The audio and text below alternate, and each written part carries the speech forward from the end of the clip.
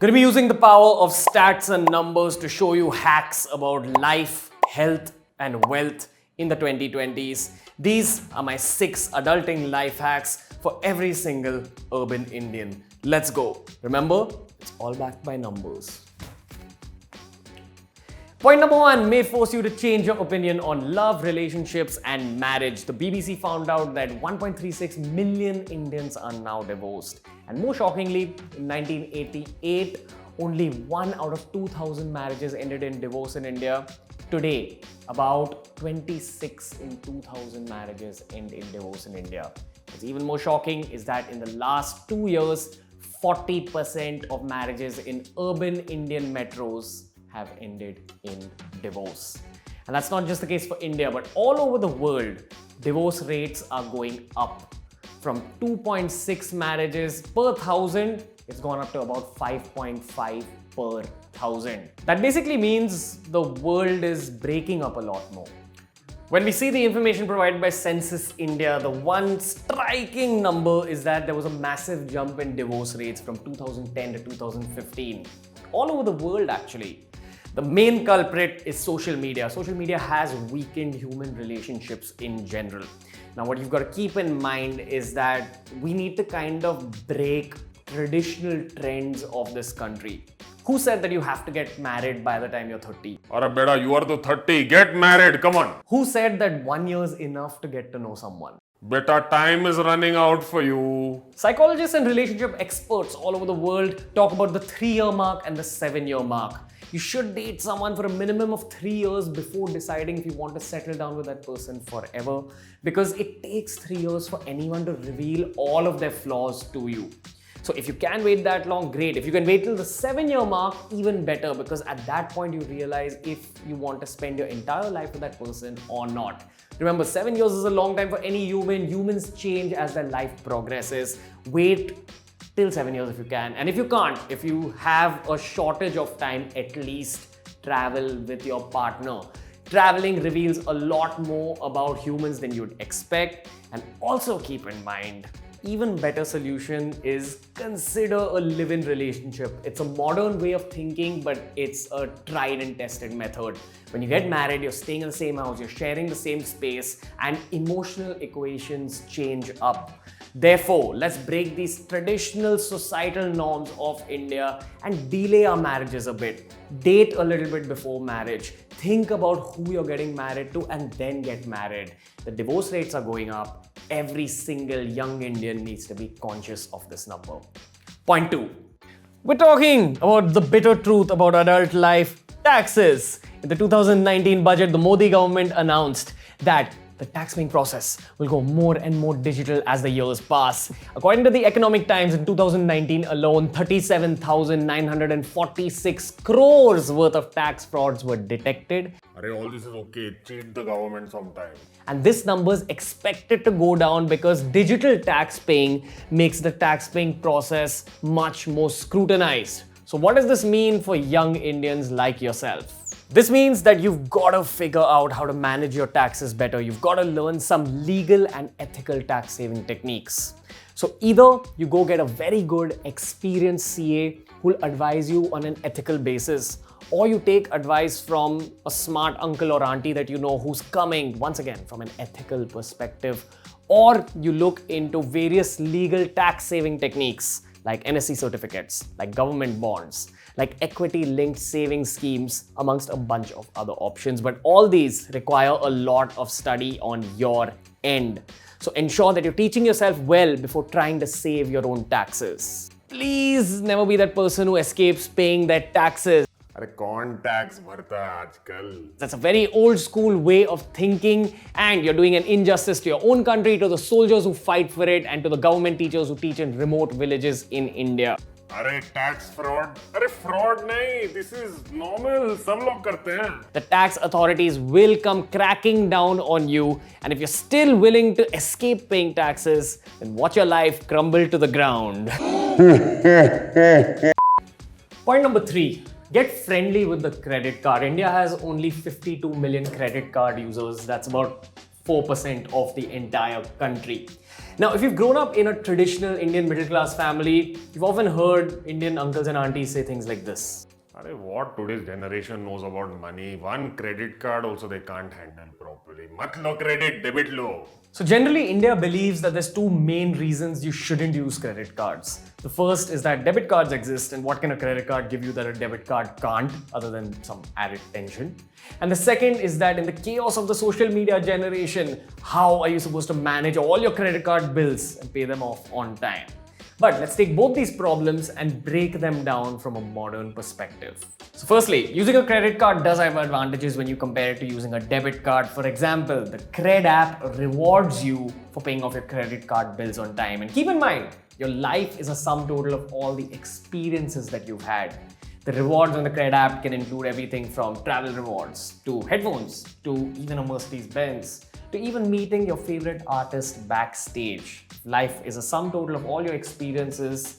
Adopt credit cards, use the Cred app and add to the number of experiences you're having in your life. The second issue, how do you manage multiple credit cards? Think of Cred as an online Excel sheet that's beautifully designed, easy to use, and an experience that rewards you for your credit card usage. It organizes all your bills, it organizes your entire credit card experience. And Cred offers smart statements which detect hidden charges on your credit card statements and again enhances your credit card experience. Next point, of course we're going to talk about fitness, you guys. The American Diabetes Association estimates that about 77 million Indians suffer from diabetes today. They also estimate that in the last 20 years, diabetes in India went from affecting only 5% of the population to 15% of the population today. But you'll still hear Indian uncles and aunties say things like, Arey, Tuesday night ice cream kha lete thoda. while diabetes is going up, heart disease is also going up. It's estimated that 60% of all adult deaths in this country are caused due to heart disease. And you know, it's just getting worse. For an entire generation of Indians, unhealthy eating has become a very normal part of their lifestyle. नहीं digestion के लिए चाहिए ice cream. अच्छा थोड़ा Cola चाहिए digestion के लिए. But in the last 2-3 years, food delivery apps have come up, which means your brain's feel-good hormones, your brain's dopamine kicks are associated with that press of a button or that swipe, after which a guy lands up at your door with a bag of unhealthy food. Now, keep this in mind.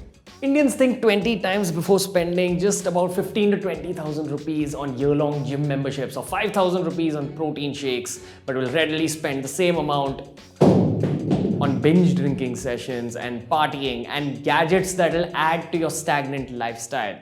अच्छा gym जाना 20,000. अच्छा एक minute रुक. ये ले 20,000. Remember, if you keep the stagnant lifestyle going, you might land up as a diabetic patient or a heart patient. And that might mean maybe say 4 lakhs in hospital bills. That's how much it costs for a heart bypass surgery. That's 20 years worth of gym fees. Or if you end up getting something like cancer, that's a 10 lakh treatment. That's 50 years worth of gym fees. Take care of your lifestyle today. Invest in yourself, in your own body today, and prevent expenses of the future. That's the power of health. From a financial standpoint, but also it'll make your body look hotter, it'll make your mind sharper, and it'll make your life more purposeful. Next point, let's start that with another stat. The average per capita personal income in the USA is 40 lakh rupees yearly, and in India it's about 1,23,000 rupees. America's been rich for a while and they're constantly getting richer. Now, why is that? India, a country with 1.3 billion plus people, and only about 1.5% of that entire population invests in mutual funds, the most basic form of personal finances. अरे सब scam है crypto, terrorism, real estate and gold is best. I am telling you now, me, real estate. You have to begin your personal finance game at some point if you want to increase your overall income within your lifespan. Remember guys, you can't trust one single person with all your personal finance advice. Instead, follow these 4 golden rules. Firstly, take advice from multiple people and multiple sources. Second, stay up to date with modern investment options. Learn more about things like crypto, about startup investments. Third, keep in mind habits. It's all about forming good financial habits early in life. Even if you're just earning 5,000, 10,000 rupees, early on in your life, begin saving and be serious about your saving percentage part of your overall income. And the fourth, very key piece of advice is change your opinion on the way the world works. Especially in India, we listen to our parents, we see their lifestyle, and we think that we have to live a replica of their life. But that's not true. More in our final point of this video. The world's changed a lot and you can't rely on old forms of thinking. Even mathematically speaking, whether you're thinking of buying a flat or a car, you may want to reconsider that. Let me explain. Now let's assume the case of a car. You've grown up being told that you have to aim to buy a car in your life, and ideally that car should be some kind of a status symbol. So say you go for a higher end car that's priced at about 7 lakh rupees. Now, in order to pay off those 7 lakhs, you take a loan which has an interest of about 9% attached to it. So in total, over the course of 5 years, you're paying about 8.23 lakhs for that 7 lakh car. Now, even if you sell it off after 5 years, you'll make what, about 3 lakhs from it? That means your net spend has been 5.23 lakhs over the course of 5 years. Now compare that to the modern world where we use apps to call our cabs and we travel by just renting out a car for some time. So consider your entire professional life. You're traveling to work 5 days a week, spending about 200 rupees roughly per day on your travel, even if you're going in a car. Now, 200 rupees into about 265 work days in an entire year means about 53,000 worth of rupees spent on your transport to and from your office. And keep in mind, 53,000 is an upper limit because the coronavirus makes us all work from home a lot more. So considering that, you'll probably work from home a lot, you don't have to travel to office all the time over the next 5 years. 53,000 rupees is your worst case scenario if you don't buy a car and instead travel using an Uber or an Ola or one of these other taxi apps. Now, 53,000 rupees into 5 is about 2.65 lakhs. That's your net spend if you choose to travel by a cab. But if you choose to buy an expensive car, then your net spend is at about 5.23 lakhs. But if you just travel by a cab, then those remaining 2.6 lakhs or so can be invested into creating more wealth for the future version of yourself through a good personal finance game. See, whatever you do in life, you must buy a car and a house. Why? I am saying na. And this is the case for just a car. When you talk about houses, buying a house, now, while that's a very wide statement, you can buy a house in a fancy city, in a fancy area, and you'll spend your entire life savings.